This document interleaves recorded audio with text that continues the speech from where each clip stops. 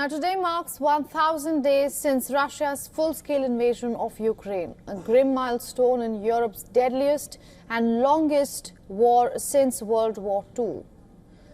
The United Nations Security Council convened a meeting on Monday where Under-Secretary General Rosemary DiCarlo highlighted the devastation Ukraine has endured in these 1,000 days.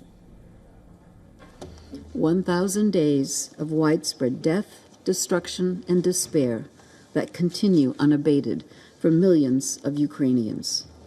1,000 days in, this war rages on undiminished.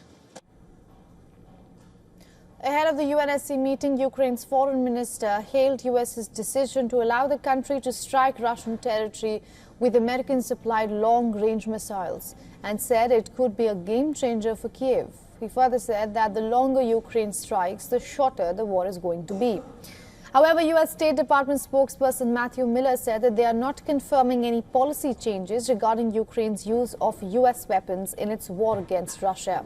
It was not clear if there would be limits on Ukraine's use of the Army tactical missile systems or ATACMS as there have been on other U.S. missile systems. Their deployment could at least initially be limited to Russia's Kursk region, where Ukrainian troops seized territory earlier this year. But Miller did highlight that there's been an overwhelming support among American people as well as in Congress for providing aid to Ukraine, as assured that the Biden administration will get all of the aid out of the door before leaving the office. If the incoming administration wants to take a different view, that is, of course, their right to do so.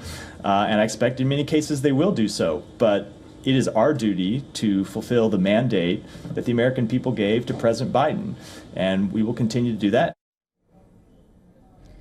Ukrainian President Volodymyr Zelensky said that Russian strikes overnight killed at least 7, including a child in the eastern Ukraine, Sumy, which has faced an increase in deadly attacks. Meanwhile, the International Chemical Weapons Watchdog claims it found banned CS-right gas in shell and soil samples provided by the country from the zone where it is fighting Russian forces. Based in Hague, the Organization for the Prohibition of Chemical Weapons, OPCW, strictly bans the use of riot control agents, including CS, a type of tear gas, as a method of warfare. OPCW highlights that it is the first time that the use of riot control gas has been confirmed in areas where active fighting is taking place.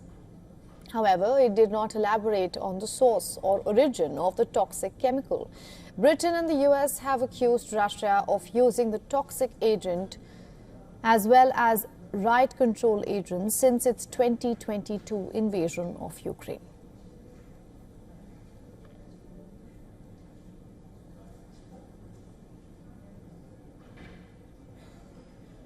Now, correspondent Susan Tehrani has sent us a report on this from the UN headquarters in New York. The United Nations Security Council met to mark 1,000 days since Russia's invasion of Ukraine. The meeting was chaired by the UK Foreign Secretary and painted a grim picture of the situation and reality on the ground. Over 39,000 casualties, over 12,000 deaths, and millions of people in desperate need of aid, notably as winter approaches. Now, this meeting came just hours after President Biden gave the green light to Ukraine to use long-range missiles to target Russian territory.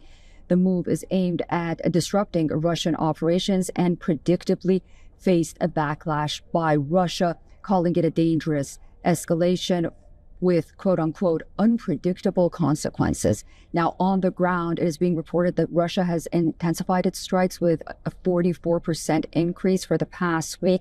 The Ukraine foreign minister was also present at the meeting, calling on nations to remain firm in their support for Ukraine. Meanwhile, Trump's recent election win looms large, with promises of ending the war in quote-unquote 24 hours, and speculations about the future of U.S. foreign policy also looms large, not only here at the UN, but at world capitals around the world. Susan Tehrani reporting from New York for WION World is One. For all the latest news, download the WION app and subscribe to our YouTube channel.